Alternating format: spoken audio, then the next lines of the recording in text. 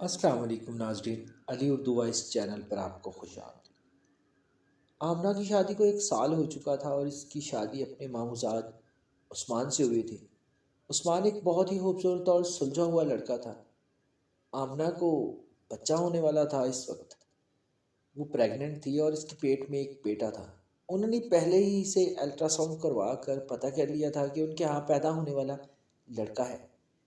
اس وقت وہ کھلے بالوں کے ساتھ اکیلی چھت پر بیٹھی ہوئی تھی اور شام کے ڈوبتے ہوئے سورج کا نظارہ کر رہی تھی، اور ساتھ میں اپنے شوہر عثمان کے آنے کا انتظار کر رہی تھی۔ آج شام موسم کچھ زیادہ ہی خوشگوار تھا۔ آسمان پر ہلکے بادل چھائے ہوئے تھے اور دور افق پر سورج کی زرد کرنیں ایک خوبصورت منظر پیش کر رہی تھی۔ کافی دیر ہو چکی تھی۔ پہلے عثمان 5 بجے گھر آ جایا کرتا تھا، لیکن آج وہ کافی لیٹ ہو گیا تھا۔ اس نے عثمان کو فون کیا تو اس نے کہا آج آفس سے آنے میں تھوڑی دیر ہو جائے گی، اس لیے میں تھوڑا لیٹ آؤں گا۔ بس اسی انتظار میں بیٹھی آمنہ چھت پر اکیلی بیٹھی سورج کو دیکھ کر کچھ گنگنا رہی تھی۔ اسی دوران باہر کے دروازے پر دستک کی آواز سنائی دی۔ آمنہ خوشی سے سیڑھیاں اترتی ہوئی مین دروازے تک آئی۔ ایک بار پھر دروازہ کھٹکھٹانے کی آواز آئی۔ آمنہ نے وہیں سے کھڑے ہو کر آواز دی، کون ہے؟ کون ہے دروازے پر؟ لیکن باہر سے کوئی آواز نہیں آئی۔ لیکن دروازے پر دستک ایک بار پھر ہوئی۔ اس نے پھر اندر سے ہی کھڑے ہوئے آواز دی، جی کون ہے؟ یہ سب وہ اس لیے کر رہی تھی کہ عثمان نے اسے بتا رکھا تھا کہ میں جب بھی گھر میں آؤں دستک دوں تو تم نے اندر سے پہلے پوچھنا ہے کہ کون ہے، کیونکہ ان کا گھر ایسی جگہ پر واقع تھا یہاں پر نزدیک نزدیک کوئی دوسرا گھر نہیں تھا۔ عثمان نے اپنی تمام جمع پونجی سے یہی ایک خوبصورت گھر بنایا تھا۔ یہاں پر ابھی آبادی اتنے زیادہ نہ ہونے کی وجہ سے چور و چکے وغیرہ کا اکثر ڈر رہتا تھا۔ یہی بات سوچ کر آمنہ نے اندر سے پوچھا تھا کہ کون ہے، لیکن باہر سے کسی نے بھی کوئی نہیں بتایا کہ وہ کون ہے۔ وہ اندر کھڑی خود کو تسلیاں دیتی رہی، پھر پوچھتی ہے کون ہے۔ 3 بار پوچھنے کے بعد جب کوئی جواب نہیں آیا تو آمنہ دروازہ کھولنے کی کوشش کرتی ہے۔ ایسا لگ رہا تھا دروازہ جیسے باہر سے لاک ہو گیا ہے۔ 1 2 جھٹکے دینے کے بعد جب اس نے تیسری بار زور سے جھٹکا دیا تو دروازہ کھل گیا، لیکن باہر دروازے پر کوئی بھی نہیں تھا۔ بس ہوا کا ایک سرد جھونکا اس سے چھو کر گزر گیا۔ دروازے سے نکل کر اس نے دائیں بائیں دور تک نظر دوڑائی، لیکن وہاں پر کسی بھی انسان کا نام و نشان نہیں تھا۔ وہ یہ سب اپنا وہم سمجھنے لگی، لیکن اسے معلوم تھا کہ یہ وہم نہیں، سچ میں کسی نے 3 بار دروازہ کھٹکھٹایا تھا۔ پھر وہ دروازہ بند کر کے جیسے ہی واپس پلٹی، ایک بار پھر دروازے پر دستک ہوئی۔ اس بار اس کے جسم میں ایک لرزہ طاری ہو گیا۔ خوف کی ایک سرد لہر اس کی ریڑھ کی ہڈی میں سرایت کر گئی۔ وہ اس قدر ڈر گئی کہ اس بار اس نے آواز دینے کی بھی کوشش نہیں کی، اور اس میں حوصلہ بھی نہیں تھا کہ وہ آواز دے کر پوچھے کون ہے۔ وہ ڈر کر کمرے میں بھاگ گئی۔ اپنے کمرے میں جا کر اس نے اپنے کمرے کا دروازہ بند کر دیا۔ اسی دوران باہر کے دروازے کا کھٹکنا مسلسل جاری رہا۔ اب کی بار آمنہ بہت زیادہ ڈر گئی۔ اس نے اسی وقت سارے گھر کی لائٹیں آن کر دیں اور وہ ابھی سوئچ بورڈ کے پاس کھڑی ہی تھی اور واپس پلٹنے ہی والی تھی کہ ایک بوڑھے شخص نے جو لکڑی کے سہارے کمرے میں داخل ہوا تھا آمنہ کے کندھے پر ہاتھ رکھ دیا۔ ڈر کے مارے آمنہ کے منہ سے زوردار چیخ نکلی۔ بوڑھے شخص نے اس کے منہ پر ہاتھ رکھ دیا اور ساتھ ہی ایک سرد آواز میں بولا، اگر دوبارہ چیخنے کی کوشش کی تو اچھا نہیں ہوگا۔ آمنہ کی چیخیں اندر ہی اندر کہیں دب کر رہ گئی۔ ایک دم اس کا پورا جسم پسینے سے شرابو ہو گیا۔ اس بوڑھے آدمی کے جسم میں اتنی ٹھنڈک تھی کہ ایسا لگ رہا تھا جیسے برف کی کوئی سلیب آمنہ کے کندھے پر رکھ دی گئی ہو۔ اس وقت وہ خوف اور درد کی ملی جلی کیفیت میں کسی معجزے کا انتظار کر رہی تھی۔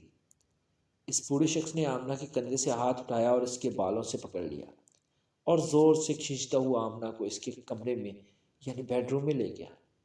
اس نے آمنہ کے بالوں کو اس قدر سختی اور زور سے کھینچا تھا کہ آمنہ کے منہ اور سر سے خون نکلنا شروع ہو گیا۔ جیسے ہی اس نے آمنہ کو گھسیٹ کر بیڈ کے اوپر اچھالا، آمنہ نے آؤ دیکھا نہ تاؤ کھڑی ہو کر دروازے کی طرف دوڑ لگا دی، لیکن وہ شخص، وہ بوڑھا آدمی استغفر اللہ اتنا خوفناک شکل میں آ گیا کہ اس نے اپنا ہاتھ لمبا کر کے آمنہ کو گردن سے پکڑ لیا۔ آمنہ کا سر زور سے دیوار سے ٹکرا دیا۔ آمنہ اس شخص کو واسطے دیتی رہی، لیکن اس شخص نے آمنہ کی ایک نہ سنی اور آمنہ چیختی چلاتی رہی، اللہ اور رسول کے واسطے دیتی رہی، لیکن اس بوڑھے شخص نے آمنہ کی ایک نہیں سنی۔ اس دوران آمنہ بے ہوشی کی کیفیت میں چلی گئی۔ اس کے بعد اس کو نہیں پتا کہ کیا ہوا، لیکن پھر اس کی آنکھ دروازے پر ہونے والی دستک سے کھلی، اور وہ دستک دینے والا کوئی اور نہیں، اس کا شوہر عثمان تھا۔ لیکن آمنہ میں اتنی ہمت نہیں تھی کہ وہ اٹھ کھڑی ہو سکتی، اور نہ ہی وہ اس وقت پوری طرح اپنے ہوش و حواس میں تھی۔ اس کے ذہن اور خیالات میں بس وہی بوڑھا شخص اور خوفناک شکل والا اور اس کا لمبا ہوتا ہوا ہاتھ گھوم رہا تھا۔ عثمان باہر دروازے پر کھڑا کافی پریشان تھا، کیونکہ کافی دیر دستک دینے کے باوجود بھی گھر سے کوئی آواز نہیں آ رہی تھی۔ اس نے پریشانی میں گھر کی دیوار پھلانگی، گھر میں داخل ہو گیا۔ جیسے ہی وہ بھاگتا ہوا اپنے بیڈ روم میں پہنچا تو اس نے آمنہ کو بے ہوش پڑے ہوئے دیکھا۔ اس نے آمنہ کو اٹھا کر بیڈ کے اوپر لٹایا اور اس کے منہ کے اوپر پانی کی چھینٹیں ماری۔ جب آمنہ نے تھوڑا سا ہوش سنبھالا تھا، اس نے آمنہ کو پانی پلانے کے بعد پوچھا، کیا ہوا؟ جب میں آیا تم بے ہوش پڑی ہوئی تھی۔ تو آمنہ ڈر اور خوف سے اس کے ساتھ لپٹ گئی۔ وہ روئی جا رہی تھی۔ اس نے پیار سے آمنہ کو اپنے گلے لگا لیا اور پوچھنے لگا، کیا ہوا ہے؟ تم رو کیوں رہی ہو؟ اتنے پسینے میں کیوں بھیگی ہوئی ہو؟ موسم بھی اتنا گرم نہیں، پھر بھی کیا ہوا ہے جو تم اتنا زیادہ رو رہی ہو؟ تمہارا جسم کیوں کانپ رہا ہے؟ پھر آمنہ نے اسے بتایا کہ میرے ساتھ یہ ہوا ہے، اور وہ تمام باتیں جو شروع سے لے کر آخر تک تھی تو وہ اس کو بتا دی۔ عثمان نے اس کے سر کے بالوں کو جب غور سے دیکھا تو وہاں پر کوئی بھی خون نہیں تھا، جبکہ آمنہ بتا رہی تھی کہ اس کے بال اس بوڑھے شخص نے انتہائی زور سے کھینچے تھے۔ ان سے خون نکلنا شروع ہو گیا تھا، اور وہ خون بہہ کر میرے چہرے پر آ رہا تھا۔ پھر اس نے میرے سر پکڑ کر انتہائی زور سے دیوار پر مارا، جس کی وجہ سے میں بے ہوش ہو گئی۔ لیکن عثمان نے جب غور سے دیکھا تو اس کے چہرے پر یا سر پر نہ تو کسی زخم کا نشان تھا، نہ ہی اس کے سر سے خون نکل رہا تھا۔ عثمان کو سمجھ نہیں آ رہی تھی کہ وہ کیا کہہ رہی ہے۔ پھر اس نے سمجھا شاید ڈلیوری کے آخری دن چل رہے ہیں، آمنہ ڈر گئی ہوگی۔ اس طرح کے ٹائم پر اکثر خواتین ڈر جاتی ہیں۔ اس نے آمنہ کو حوصلہ دیا اور بتایا کہ پریشان مت ہو، اب میں ٹائم سے گھر آ جایا کروں گا۔ وہ رات آرام سے گزر گئی۔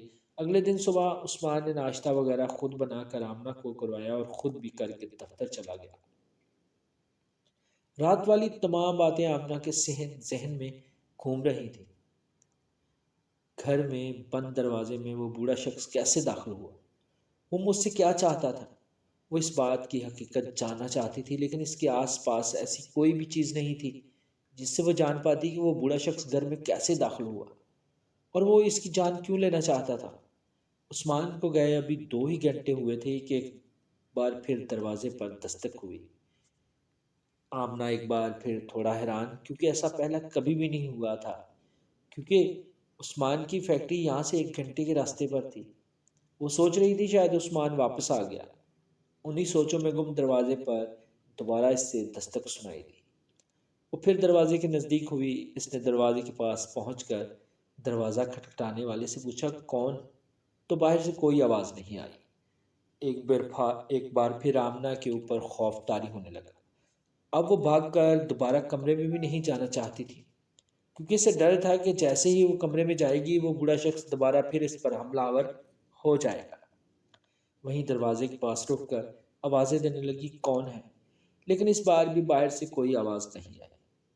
آمنہ نے ڈرتے ڈرتے دروازہ کھولا۔ ایک بار پھر ایک سرد ہوا کا جھونکا دروازے سے گزر کر اس کی جسم سے ٹکرا کر نکل گیا۔ اس نے جلدی جلدی دروازہ بند کیا اور ڈرتی ڈرتی اپنے بیڈ روم میں آ گئی۔ جیسے ہی اس نے اپنے بیڈ روم کا دروازہ کھولا، سامنے اسٹڈی ٹیبل کے اوپر ایک خوبصورت نوجوان بیٹھا اس کی طرف دیکھ رہا تھا۔ اس نوجوان کو دیکھ کر آمنہ ایک بار پھر زور سے چیخی۔ پھر جیسے ہی اس نے دوسری چیخ مارنے کی کوشش کی، اس کی آواز حلق میں ہی اٹک گئی۔ اس نوجوان کے چہرے پر ایک ہلکی سی مسکراہٹ تھی اور وہ ٹکٹکی باندھے خوفزدہ آمنہ کو دیکھ رہا تھا۔ پھر وہ بولا، آمنہ خوفزدہ نہ ہو مجھ سے، اور جب تک میں نہ چاہوں تم اپنے حلق سے آواز نہیں نکال سکتی۔ مجھ پر بھروسہ کرو، میں تمہاری مدد کرنے کے لیے آیا ہوں۔ میں بہت شرمندہ ہوں کہ کل جو کچھ بھی تمہارے ساتھ ہوا اس کا ذمہ دار میں ہوں، کیونکہ وہ سب میری وجہ سے ہوا۔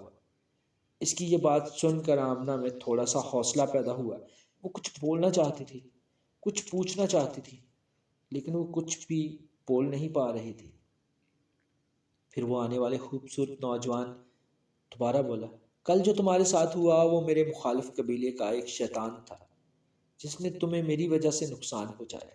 کوشش کی، میں تمہیں اپنے بارے میں بتا دوں، میں ایک جن زادہ ہوں اور پچھلے 7 ماہ سے تمہیں مسلسل ہر روز دیکھتا ہوں۔ تم جب چھت پر کھلے بالوں کے ساتھ شام کے وقت بیٹھتی تھی تو میں تمہیں دور سے بیٹھ کر دیکھا کرتا تھا۔ تمہارے جسم کی خوشبو مجھے اپنی طرف کھینچتی تھی۔ میں کبھی بھی اپنے آپ کو تم پر ظاہر نہیں کرنا چاہتا تھا، لیکن یہ بات میرے مخالفین اور میرے مخالف قبیلے کے جنات کو پتہ چل گئی۔ وہ مجھے تو کوئی نقصان نہیں پہنچا سکتے تھے، لیکن انہوں نے مجھے تکلیف دینے کے لیے، مجھے درد دینے کے لیے تمہیں تکلیف دی۔ میں تم سے بہت زیادہ محبت کرتا ہوں۔ اس کی یہ بات سن کر آمنہ کے رہے سہے اوسط بھی خطا ہو گئے۔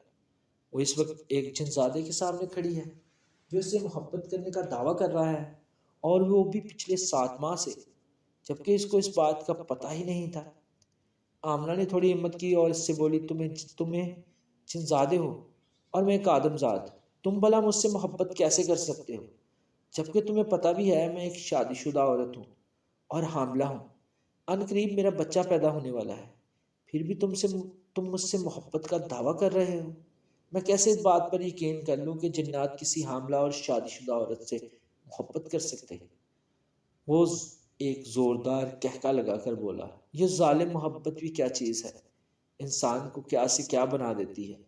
میں ایک عیاش پرست اور اپنی مستی میں مست رہنے والا جن زادہ تھا، لیکن تمہاری خوبصورت باتوں، اداؤں اور بالوں اور تمہاری جسم کی مہک نے مجھے اپنی طرف کھینچ ڈالا۔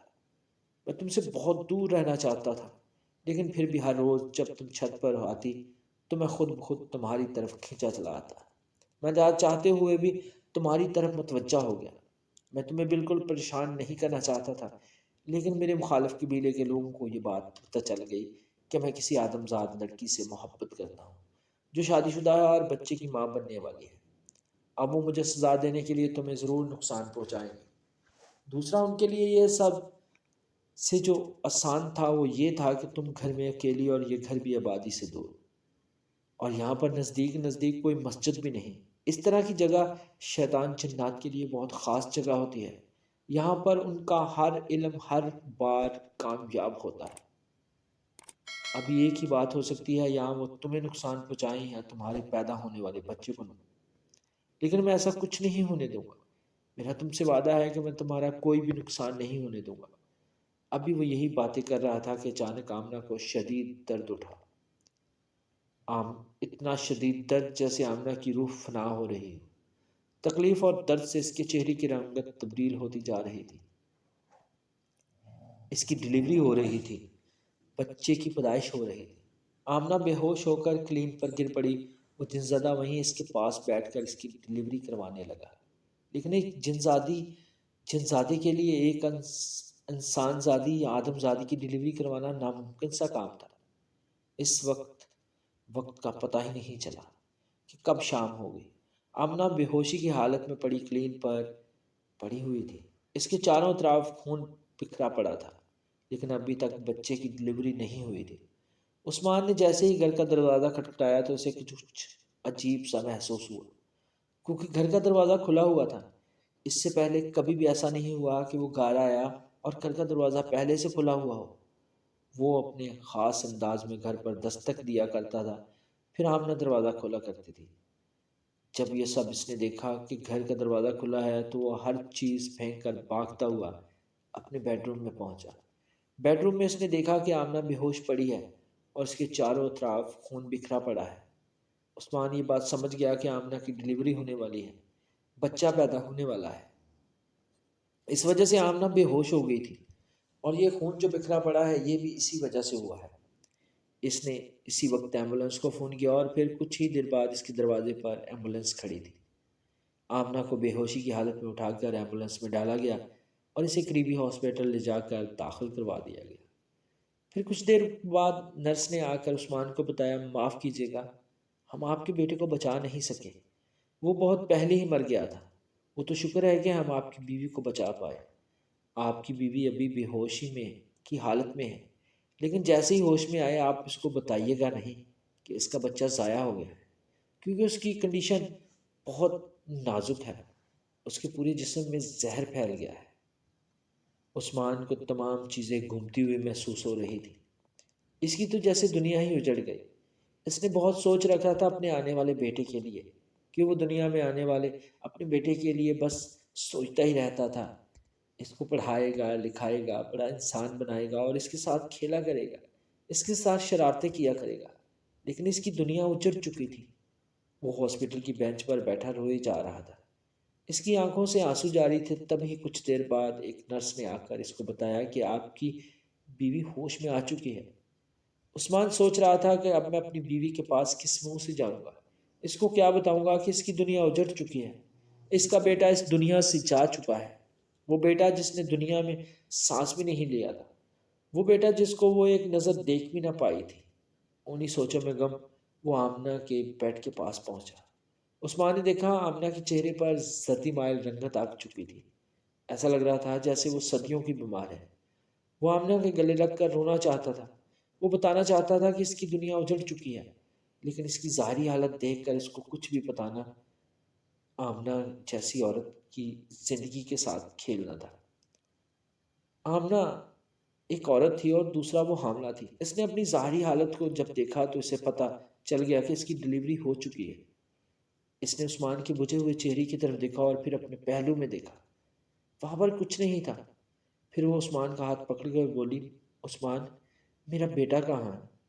یہ بات سنتے ہی عثمان کی آنکھوں سے آنسو جاری ہو گئے۔ عثمان رونا چاہتا تھا، اس کے گلے لگ کر رونا چاہتا تھا، اس کو بتانا چاہتا تھا کہ تمہاری دنیا، تمہاری کائنات، تمہاری گود اجڑ چکی ہے۔ عثمان کو روتا دیکھ کر بھی آمنہ سب کچھ سمجھ چکی تھی، لیکن وہ عثمان کے منہ سے سننا چاہتی تھی۔ پھر عثمان کا ہاتھ وہ زور سے دباتی ہوئی بولی، عثمان مجھے بتاؤ میرا بیٹا کہاں ہے؟ کیا ہوا میرے بیٹے کو؟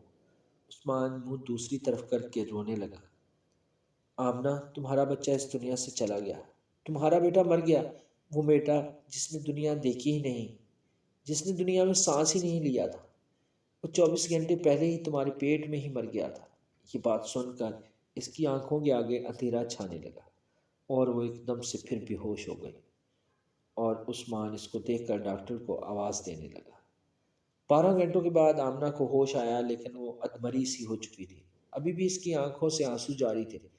وہ پھوٹ پھوٹ کر رونا چاہتی تھی، لیکن وہ بالکل خاموش تھی۔ پھر اگلے 2 دن کے بعد عثمان آمنہ کو ہاسپٹل ڈسچارج کروا کر واپس گھر لے آیا۔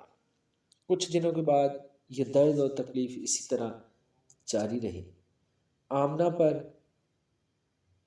کی دنیا اجڑ چکی تھی۔ اب نہ تو وہ چھت پر جاتی، نہ ہی میک اپ کرتی، اور نہ ہی خوشبو لگاتی۔ اب اس نے مکمل طور پر چھت پر جانا بند کر دیا تھا۔ وہ صرف اپنے کمرے تک محدود رہ گئی تھی۔ عثمان بھی اس کی حالت کو سمجھ رہا تھا، اس لیے وہ بھی اس کا بہت زیادہ خیال رکھتا تھا۔ اس طرح 2 مہینے گزر گئے، کوئی واقعہ رونما نہ ہوا۔ پھر ایک دن آمنہ بیٹھی دیوار پر لگی ایک بچے کی تصویر کو بڑے غور سے دیکھ رہی تھی۔ تبھی کمرے میں سیاہ دھواں بھرنا شروع ہو گیا۔ اب اس کو اس طرح کی چیزوں سے ڈر نہیں لگتا تھا۔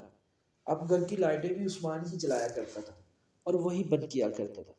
وہ یہاں پر بیٹھی ہے، وہیں پر بیٹھی رہتی ہے، اپنی بیٹی کی موت کو خود کو ذمہ دار سمجھ رہی تھی۔ اس وجہ سے اس کے خواب و خیالوں میں بس یہی باتیں سوچتی رہتی کہ میں اپنے بیٹے کی موت کی ذمہ دار ہوں۔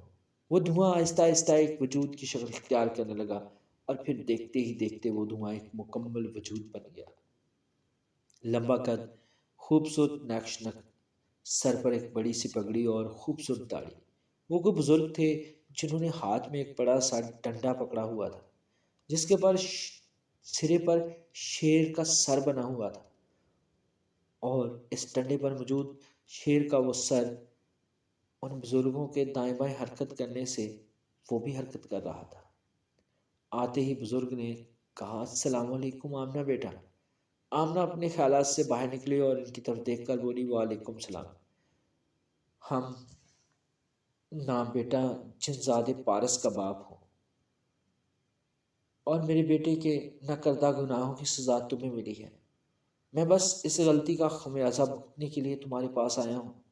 جو غلطی میرے بیٹے نے کی تھی، تمہیں پسند کرنے کی، تم سے محبت کرنے کی، ہم نے اس مخالف جنات کے قبیلے کو بہت سخت سزا دی ہے، جنہوں نے تمہاری گود اجاڑی ہے۔ میں تم سے معافی مانگنے آیا ہوں۔ میرا بیٹا تمہارا سامنا نہیں کرنا چاہتا تھا، اس لیے وہ نہیں آیا۔ اس کی جگہ پر میں، اس کا باپ، شاہ جنات اطلس تمہارے پاس معافی مانگنے آیا ہوں۔ میں اطلس، میرا بیٹا پارس اور اپنے پورے قبیلے کی طرف سے تم سے معافی مانگتا ہوں۔ میرا قبیلہ اور میرے بیٹے کی وجہ سے تمہاری گود اجڑ گئی۔ یہ ایسا دکھ اور اس تکلیف ہے جو ختم نہیں ہو سکتی، اور نہ ہی اس کا کوئی بدلہ ہے، لیکن پھر بھی جو کچھ میرے اختیارات میں ہے وہ میں کروں گا۔ اور آج کے بعد تم میری بیٹی ہو، اور جس طرح ہم اپنے قبیلے میں اپنی بیٹیوں کو رخصت کرتے ہیں، ان کا خیال کرتے ہیں، ان کا ہر جگہ، ہر گھڑی اور ہر لمحے خیال رکھتے ہیں، اسی طرح میرا قبیلے کا ہر فرد تمہارا خیال رکھے گا۔ تمہیں میری بیٹی کا درجہ دیا گیا ہے۔ اب نہ ایک کہکا لگا کر بولی۔ آمنہ ہنس رہی تھی، بولی، آپ میری اجڑی ہوئی دنیا دیکھنے آئے ہیں؟ کیا دیکھنے آئے کہ ایک ماں اپنے بیٹے کو، جس کو اس نے دیکھا بھی نہیں تھا، وہ کھونے کے بعد کیسی دکھتی ہے، وہ کیسے زندہ ہے، کیا کرتی ہے؟ میری ممتا کا مذاق اڑانے آئے ہیں آپ؟ یہاں سے چلے جائیں، یہاں سے۔ یہ سب آپ کے بیٹے اور آپ کے قبیلے کی آپس میں مخالفت اور دشمنی کی وجہ سے ہوا۔ میں ایک آدم ذات جو آپ کو جانتی بھی نہیں، آپ کی وجہ سے یہ سب ہوا۔ مجھے آپ کا کوئی نام نہیں چاہیے۔ اگر آپ کو اتنا ہی میرا خیال ہے تو میرا مرا ہوا بچہ مجھے واپس کر دے۔ جب مجھ پر ظلم ہو رہا تھا، میرے ساتھ زیادتی ہو رہی تھی، اس وقت آپ کہاں پر تھے؟ بیٹی، میں بہت شرمندہ ہوں۔ اس وقت میں تمہارے لیے کچھ نہ کر سکا، کیونکہ اس وقت میں تمہیں جانتا تک نہیں تھا۔ میرے بیٹے نے مجھے بتایا ہی نہیں تھا، لیکن اب میرے بیٹے نے مجھے سب کچھ بتا دیا ہے کہ ایک پاک دامن عورت اور عبادت گزار لڑکی کی زندگی میری وجہ سے تباہ ہو گئی۔ ہمیں اب اس غلطی کا خمیازہ بھگتنا ہے۔ اس لیے بیٹی، میں تمہارے پاس آیا ہوں۔ میں نے تمہیں اپنی بیٹی کا درجہ دیا ہے، مجھے معاف کر دو۔ میرے بیٹے کو معاف کر دو، میرے قبیلے کو معاف کر دو، اور جس ظالم جن نے تمہارے ساتھ زیادتی کی تھی، جس نے تمہارے بچے کو مارا تھا، اس کا نام خناس ہے، اور اس خناس کو ہم نے ختم کر دیا ہے، زمین کے تہوں میں اس کو دفن کر دیا ہے۔ یہ سزا تو اس کے لیے کم ہے، لیکن پھر بھی بیٹی، قبیلہ اور ہماری روایات میں یہ سب سے بڑی سزا ہے۔ جب بھی کوئی جن بہت بڑی غلطی کرے جو ناقابل برداشت ہو، تو اس کو زمین کی تہوں میں دفن کر دیا جائے گا۔ اگلے ہزاروں سالوں تک وہ اسی زمین میں دفن رہے گا۔ اس کی تمام طاقتیں چھین لی جائیں گی، اور یہ تمام سزائیں خناس کو دے چکا ہوں میں، اور یہ سب میں نے اپنی بیٹی یعنی تمہارے لیے کیا ہے۔ بس آپ نے مجھے بیٹی کہا ہے تو میری زندگی سے چلے جائیں۔ آمنہ اونچی آواز میں بولی، مجھے میرے حال پر چھوڑ دیں۔ آمنہ یہ سب باتیں کر کے زور اتار رونے لگی۔ شاہ جنات اطلس نے آگے بڑھ کر آمنہ کے سر پر ہاتھ رکھا تو آمنہ کی ہچکیاں بند ہو گئی۔ ایک عجیب و غریب لمس تھا ان کے ہاتھ میں۔ آمنہ کی روح کو سکون آ گیا، آمنہ کے دل کو سکون آ گیا۔ آمنہ جو کچھ دیر پہلے رو رہی تھی، اب بالکل خاموش ہو گئی تھی۔ اس کی آنکھوں خشک ہو چکے تھے۔ اس ہاتھ کے لمس کی وجہ سے اس کو قرار آ گیا تھا۔ پھر وہ آمنہ سے بولے، آمنہ بیٹا، پہلی بات یہ کہ اس گھر کو چھوڑ دو۔ دوسری بات یہ کہ اپنے شوہر کو 5 وقت کا نمازی بنا دو۔ اس کے بعد تمہیں ایک ایسا انعام دیا جائے گا جو تمہاری تمام دکھ اور پریشانیوں کا ہماری طرف سے ازالہ ہوگا، اور اب تم اپنے شوہر سے اچھے طریقے سے رہو۔ آمنہ یہ تمام باتیں بڑے غور اور آرام کے ساتھ سن رہی تھی، جیسے بندہ اپنے کسی بزرگ کی باتیں سنتا ہے۔ وہ بیٹا تمہارے لیے انعام ہوگا، اس کو پا کر تم اپنے تمام دکھ، درد اور تکلیفیں بھول جاؤ گے۔ یہ میرا تمہارے ساتھ وعدہ ہے، اور یہ ایک باپ کا اپنی بیٹی سے وعدہ ہے۔ یہ کہہ کر ایک بار پھر وہ وجود دھوئیں میں تحلیل ہو گیا۔ شام ہونے میں کافی وقت باقی تھا۔ پتہ نہیں کسی نادیدہ طاقت کے زیر اثر آمنہ اٹھی، غسل کیا، صاف ستھرے کپڑے پہنے، ہلکا سا میک اپ کر کے اپنے شوہر کا انتظار کرنے لگی۔ اور ٹھیک 5 بجے عثمان نے جیسے ہی دروازے پر دستک دی، تو پہلی ہی دستک پر آمنہ نے دروازہ کھول دیا۔ عثمان حیران تھا کہ آج کیا ہو گیا ہے؟ میری پہلی ہی دستک پر آمنہ نے دروازہ کھول دیا۔ کیا وہ میرا ہی انتظار کر رہی تھی؟ انہی سوچوں میں غم جب اس کی نظر آمنہ پر پڑی تو وہ حیران رہ گیا کیونکہ سامنے آج آمنہ نئی نویلی دلہن کی طرح سج دج کر اس کے سامنے کھڑی تھی۔ اس کے ہاتھ سے بیگ پکڑ کر وہ سیدھی اس کو بیڈ روم میں لے آئی اور صوفے پر بٹھا کر اس کے جوتے اتارنے لگی۔ جب سے اس کا بیٹا فوت ہوا تھا آج پہلی بار وہ اس طرح کر رہی تھی عثمان کے ساتھ۔ عثمان خوش بھی تھا اور اس کی بیوی پہلی جیسی حالت میں آ گئی ہے۔ وہ حیران بھی تھا کہ صبح جب میں گھر سے گیا تھا تو وہ پہلی کی طرح تھی، پھر یہ اچانک اتنی بڑی تبدیلی کیسے آ گئی۔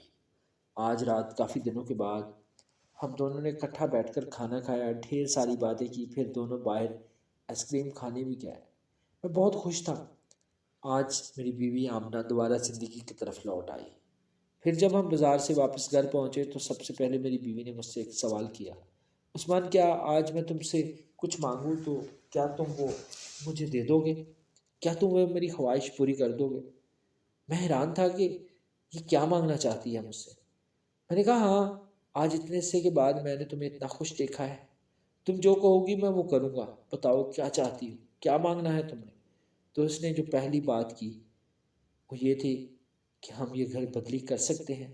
میں کچھ دیر سوچوں میں گم رہا، کیونکہ یہ گھر میں نے بڑے چاو اور اپنی محنت کی کمائی سے بنایا تھا اور میں اس کو چھوڑنا نہیں چاہتا تھا۔ پھر میں نے اس کو بتایا ہاں اگر تم کہو تو ہم یہ گھر چھوڑ سکتے ہیں۔ تو پھر عثمان اگر آپ کو مجھ سے محبت ہے اور آپ مجھے اس طرح خوش دیکھنا چاہتے ہیں تو سب سے پہلے اس گھر سے کہیں اور شفٹ ہو جائیں۔ وہ دن میرا بہت بزی گزرا، دن بھر کام کرتا رہا اور اسی دن میں اپنے بھائی کے گھر شفٹ ہو گیا۔ بھائی بہت خوش ہوا ہمیں اپنے گھر میں دیکھ کر، فوری ہی ہمارے لیے کمرہ خالی کروا دیا گیا۔ ہمارے گھر کے پاس ہی مسجد تھی۔ بیوی کے اصرار پر میں نے 5 وقت کی نماز پڑھنا شروع کر دی اور پھر 1 مہینے کے بعد اللہ پاک نے دوبارہ ہماری سن لی۔ آمنہ پھر پریگننٹ ہو گئی۔ جس دن آمنہ پریگننٹ ہوئی اسی دن گھر میں ایک عجیب سی بھینی بھینی سی خوشبو پھیل گئی۔ سب لوگ حیران تھے کہ یہ کیسی خوشبو ہے۔ آمنہ جس طرف بھی جاتی خوشبو اس کے ساتھ ساتھ جاتی، لیکن یہ بات سب کی سمجھ سے بالا تر تھی۔ یہ بات صرف آمنہ ہی جانتی تھی کہ یہ خوشبو اس کے وجود سے آ رہی ہے اور کیوں آ رہی ہے، کیونکہ یہ جنات کی دی ہوئی خوشبو ہے، ایک باپ کی اپنی بیٹی کے لیے محبت کا ثبوت تھا۔ پھر 9 ماہ کے بعد اللہ کی ذات نے مجھے اور آمنہ کو ایک خوبصورت سا بیٹا عطا کیا۔ جس ٹائم یہ بیٹا پیدا ہوا گھر میں عجیب سی روشنی تھی۔ تمام لوگوں کی سمجھ سے باہر تھا کہ یہ کس طرح کی روشنی ہے۔ پیدا ہونے والے بچے کے نین نقش انتہائی خوبصورت تھے، نیلی آنکھیں اور خوبصورت نین نقشوں کے ساتھ اس نے زندگی میں اس دنیا میں قدم رکھا۔ اپنے بیٹی کی پیدائش پر میں نے بہت خرچہ کیا، میں بہت خوش تھا اور آمنہ بھی بہت خوش تھی۔ ہم نے پورے رشتہ دار، خاندان، محلے دار اور عزیز و اقارب کو مٹھائیاں بھجوائی۔ بچہ جیسے ہی دنیا میں آیا میری تو کمائی میں برکت پڑ گئی۔ ایک کام برکت سے میں کمپنی میں عام مزدور تھا، لیکن بچے کے پیدا ہوتے ہی میں سپروائزر کے عہدے تک پہنچ گیا۔ میری تنخواہ بھی 4 گنا ہو گئی۔ جو گھر ہم چھوڑ کے آئے تھے وہ بھی بہت مہنگے داموں فروخت ہو گیا۔ بیٹے کے آنے کی وجہ سے تمام گھر میں خوشیاں تھیں اور اس کی ماں اور میں بہت زیادہ خوش تھے۔ کسی کے آنے سے ہمارے رزق میں برکت آ گئی تھی۔ پھر جیسے جیسے وہ میرا بیٹا بڑا ہوتا گیا اس کے اندر پوشیدہ طاقتوں نے سر اٹھانا شروع کر دیا۔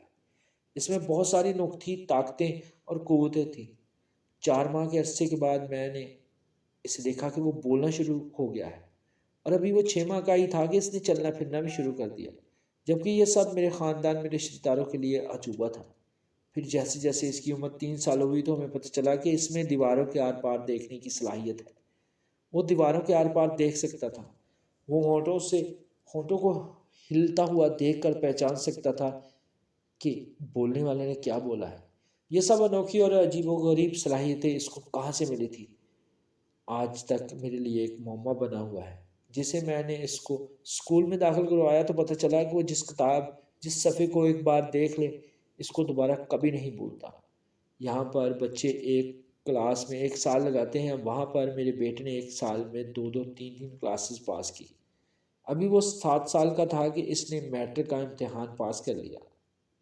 میں جب بھی اس کو حجام کے پاس بال کٹوانے کے لیے لے کے جاتا تو حجام حیران رہ جاتا کہ پچھلی بار تو اس کے بال کاٹے تھے، اتنے عرصے کے بعد اس کے بال دوبارہ بڑے ہوئے ہی نہیں، یعنی اس کے بال بالکل برابر رہتے تھے اور خوبصورت سٹائل میں بنے رہتے تھے۔ وقت گزرنے کے ساتھ ساتھ مجھ پر اس کے اندر چھپی ہوئی خوبیاں عیاں ہو رہی تھیں۔ پھر اس نے کالج میں داخلہ لیا اور وہیں پر بہت بہترین نمبروں سے اس نے پورے صوبے کو ٹاپ کیا۔ اس کی ماں اعلیٰ تعلیم کے لیے اس کو باہر بھیجنا چاہتی تھی۔ دولت کی میرے پاس کمی نہیں تھی، آمنہ بھی اس کو دیکھ کر خوش ہوتی تھی۔ پھر ایک دن آمنہ اپنے بستر میں بیٹھی ہوئی اپنے بیٹے کے بارے میں سوچ رہی تھی کہ کمرے میں پھر سے سیاہ رنگ کا دھواں بھرنا شروع ہو گیا۔ دیکھتے ہی دیکھتے وہ دھواں ایک وجود، ایک آدمی کی شکل اختیار کر گیا۔ یہ وہی تھا بزرگ جو آج سے 19 سال پہلے میرے سامنے آیا تھا اور مجھے بیٹی کی خوشخبری تھی، جو مجھے اپنی بیٹی بول کر گیا تھا۔ آج بھی اس کے چہرے پر ایک بہت ہی خوبصورت مسکراہٹ تھی۔ وہ آئے، میرے سر پر ہاتھ پھیرا اور بولے، بیٹی کیسی ہو تم؟ مجھے پتا ہے تم ٹھیک ہو، خوش ہو، کیونکہ میں ہر وقت تمہارے ساتھ تھا۔ میرے قبیلے کا ہر فرد ہر وقت تمہاری نگرانی میں تھا، تمہارا شوہر، تمہارا بیٹا، ہر ایک فرد کی نگرانی کر رہا تھا میرا قبیلہ۔ اب وقت ہے کہ تمہیں وہ سب کچھ بتا دیا جائے جو آج تک تم سے چھپایا گیا تھا۔ یہ جو تمہارا بیٹا ہے یہ تمہیں جنات کی نسل سے عطا کیا گیا تھا۔ اس کو جتنی بھی طاقتیں تھی وہ جنات کے قبیلے کی طرف سے تھی، لیکن اب تمہارا بیٹا ایک مقام پر پہنچ چکا ہے۔ اس نے وہ سب کچھ حاصل کر لیا جس کی اسے ضرورت تھی، جس کی تمہیں ضرورت تھی۔ اب یہ طاقتیں، یہ اندیکھے راز چھپانا تمہارے بیٹے کے بس سے باہر ہو چکا ہے۔ اس لیے یہ تمام طاقتیں، یہ تمام اندیکھے راز تمہارے بیٹے سے واپس لینے آیا ہوں۔ بیٹا تم خفا نہ ہونا، ناراض نہ ہونا کہ تمہارے باپ نے، تمہارے بزرگ نے تم سے کیا ہوا اپنا وعدہ واپس لے لیا، لیکن یہ سب تمہارے بیٹے کی جان کے لیے کیا گیا ہے، کیونکہ تمہارا بیٹا کم عقل ہے، نا سمجھ ہے، جوانی کی دہلیز پر کھڑا ہے۔ وہ ان طاقتوں کا غلط استعمال کر سکتا ہے، اس لیے اس کی زندگی کے لیے اور تمہاری خوشی کے لیے کہ تم ہمیشہ خوش رہو، تم ہمیشہ اسی طرح مسکراتی رہو، میں تمہارے بیٹے سے وہ تمام طاقتیں، وہ تمام اندیکھے راز واپس لے رہا ہوں، کیونکہ اس میں وہ تمام طاقتیں، راز، اندیکھی قوتیں سنبھالنے کی صلاحیت نہیں۔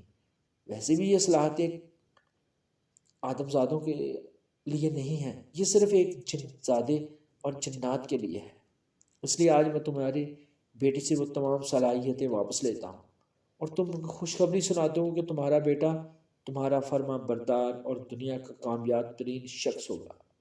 پھر بھی اس کے بعد ہم تمہارے خاندان کی، تمہارے بیٹے کی، تمہارے شوہر اور تمہاری ہر طرح سے نگرانی کریں گے، ہر طرح سے تمہاری مدد کریں گے، کیونکہ میں نے تمہیں اپنی بیٹی کہا ہے۔